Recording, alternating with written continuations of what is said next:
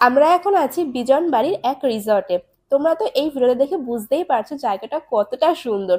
আমার তো এখানে সব থেকে বেশি ভালো লেগেছে বারান্দার এই ভিউটা। বেশিরভাগ সময় আমি এখানেই কাটিয়ে দিয়েছি।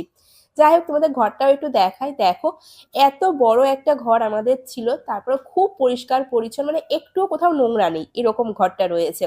আর বাইরে থেকেও কিন্তু খুব সুন্দর দেখতে। দেখো, কটেজটা দেখতে পুরোটা এরকম। এখানে টেন্টও আছে, তোমরা চাইলে সেখানেও থাকতে পারো। যাই হোক, তারপর সকালে আমাদের ব্রেকফাস্টে দিয়েছিল লুচি একটা তরকারি। সেটাও কিন্তু খেতে খুব সুন্দর, একদম নরম নরম ছোট ছোট করে লুচি করেছিল, তার সঙ্গে একটা অন্য রকম ছোলা দিয়ে একটা তরকারি মতন করেছিল, সেটাও ভালো লাগছিল খেতে। তারপর খেয়ে দিয়ে আমরা চলে গেছিলাম সুইমিং পুলের কাছে।